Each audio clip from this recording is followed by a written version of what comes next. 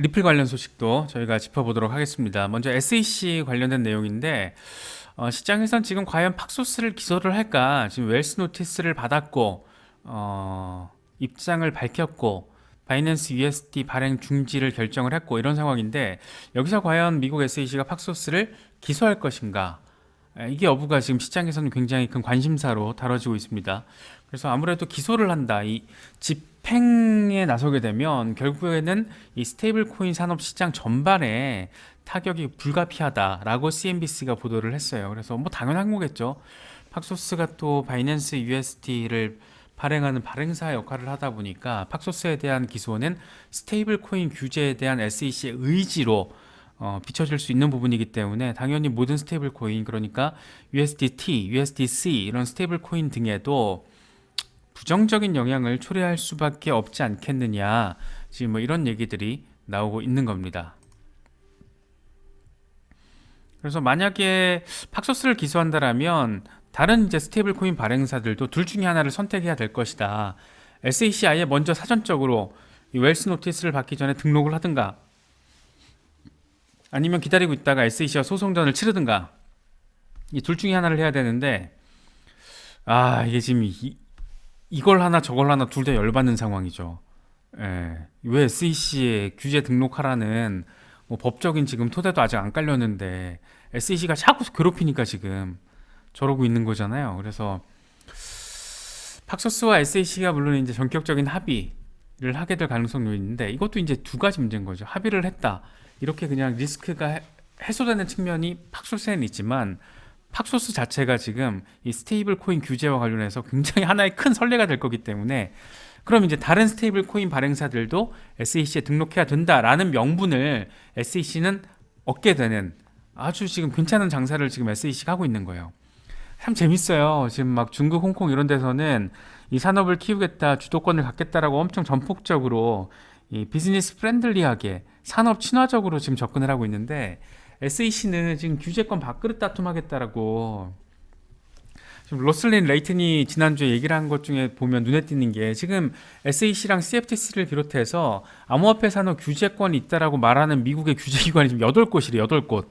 여기는 뭐 미국 통화청도 포함될 거고, 이게 다 합치면은 여기저기 크고 작은 데가 8곳이래요. 서로 규제권 갖겠다라고 지금 밥그릇 다툼 양상을 벌이고 있다 보니까 이게 지금 될 일도 그냥 하나로 지금 초점이 맞춰져도 앞으로 갈까 말까인데, 이게 지금 될 일도 제대로 안 되는 뭐 그런 상황이 미국에선 펼쳐지고 있는 게 아닌가, 좀 그런 생각이 좀 들더라고요.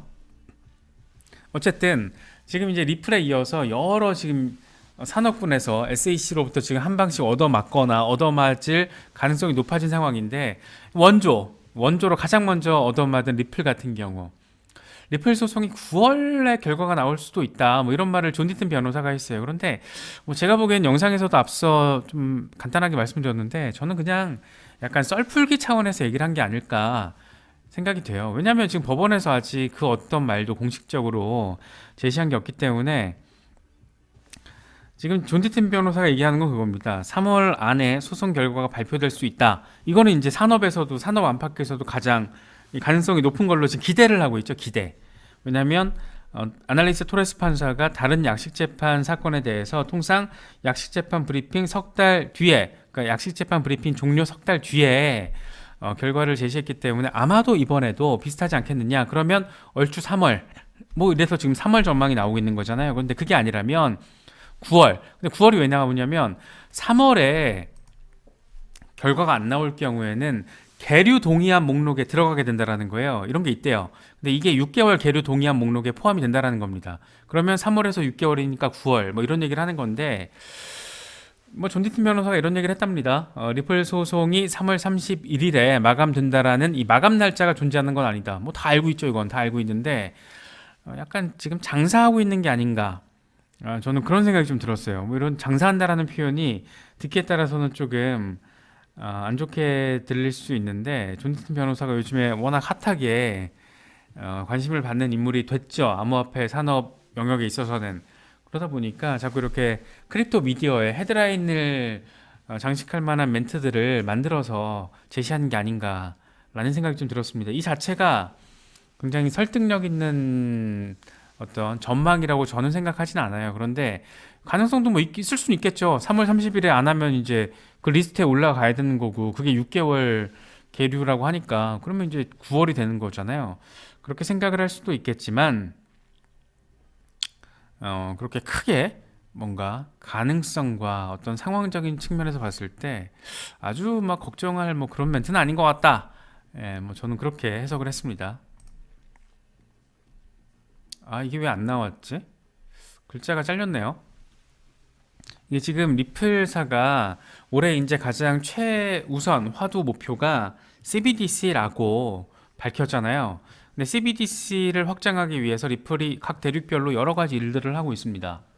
예, 뭐 영국에선 디지털 파운드 파운데이션과 협업을 진행을 하고 있고 당장 뭐 영국 중앙은행 영란은행과도 2017년이었죠. 2017년부터 함께 공동 프로젝트를 CBDC와 관련된 공동 프로젝트를 진행했다라는 것도 이번에 세상에 공개가 됐고 그러니까 이미 6년 전부터 뭔가 하고 있었던 거예요. 리플은 재밌죠. 그런데 이번에 싱가포르에 직원 4명을 배치를 했대요. 근데 뭐 직원 4명 가지고 뭐 이러냐 얘기를 할 수도 있는데 사실 재밌는 건 뭐냐면 지금 유럽 시장에서 리플이 조금 핫하게 관심을 받는 경우가 많이 있잖아요. 그런데 지금 유럽 담당자가 2명입니다. 2명.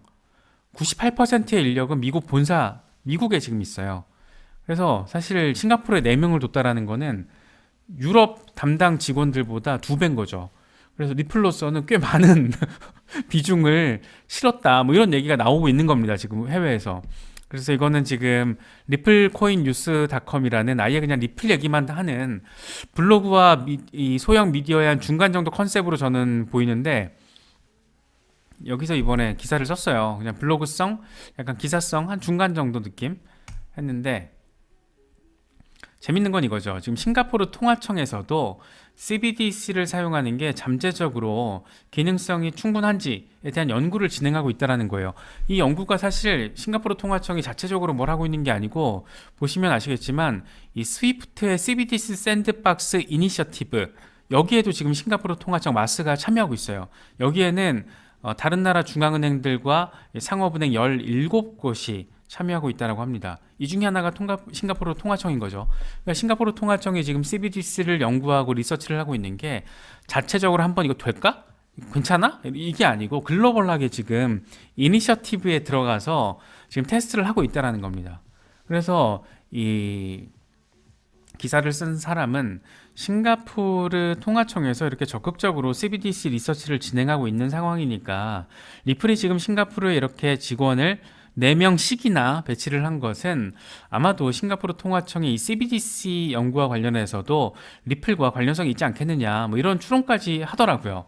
거기까지 모르겠으나 뭐 어쨌든 싱가포르 통화청이 이걸 하고 있고 리플이 싱가포르를 어떤 아시아의 CBDC의 전략 기지 가운데 하나로 생각하기에는 괜찮죠. 나쁘지 않죠. 싱가포르라는 나라가 가지고 있는 상징성이 강력하기 때문에 이건 이제 홍콩에서 들으면 좀 배 아플 소식이 될 수도 있죠. 그래서 외환과 유동성 관리 목적의 CBDC 타당성, 네트워크 호환성 이런 것들을 지금 테스트하고 있다라고 합니다. 싱가포르 통화청에서. 그래서 아무래도 CBDC와 관련해서 여기서 지금 나오잖아요. 네트워크 호환성 테스트라는 것은 각국의 다른 중앙은행들의 CBDC가 서로 호환이 된다. 이 호환이 된다라는 거는 상호 운용이 가능해야 된다라는 건데 그 중간에 그 상호 운용성을 가능하게 하는 브리지 커런시 역할을 가장 효율적으로 지금 해내고 있는 게 리플 XRP잖아요. 그래서 그렇기 때문에 이 네트워크 호환성 테스트라는 부분도 사실상 리플과의 어떤 교집합이 너무 강해서 충분히 추론 가능성은 있다. 뭐 이렇게 생각해 볼 수 있을 것 같아요. 이건 지금 재밌죠? 할아버지는 아들한테 이런 얘기를 합니다. 일 열심히 해서 저축해! 아들은 자식에게 이런 얘기를 합니다. 야, 빚을 내서라도 대학에 가야 해! 근데 이 아들이 애를 낳아서 이렇게 얘기를 합니다. 야, 꼬마, 우리 아들, 우리 딸, 투자를 해야 돼. 라고 하니까 이 꼬마가 이렇게 얘기합니다. YOLO everything into XRP. XRP를 통해서 YOLO 할 수 있다는 거죠. 재밌죠? 아주 재밌는 어떤 이 세대 간의 지금 이 자본을 바라보고 인생을 어떻게 살아야 되는지 관점을 바라보는 세대 간의 차이가 이렇게 크다라는 거가 지금 나오고 있습니다. 한 세대를 통상 이제 30년이라고 하잖아요. 100년이죠. 이 안에 지금 이 100년의 어떤 관점의 변화, 양상이 지금 포착되고 있는 겁니다. 그렇죠? 그러니까 쉽게 말해서 일 열심히 해서 저축해서 부자 되는 시대는 진작에 지냈다라는 거죠. 진작에. 이 세대를 거쳐서 지금 이게 아마 MZ들이 여기 어디 있을 거예요. 예. 재밌습니다. 그래서 좀 보시고 재밌을 수 있을 것 같아 가지고 가져왔고요. XRP가 욜로 라이프에 모든 것이 돼서 XRP에 요 꼬마도 투자를 한다라는 이런 밈은 상당히 재미있게 느껴졌습니다.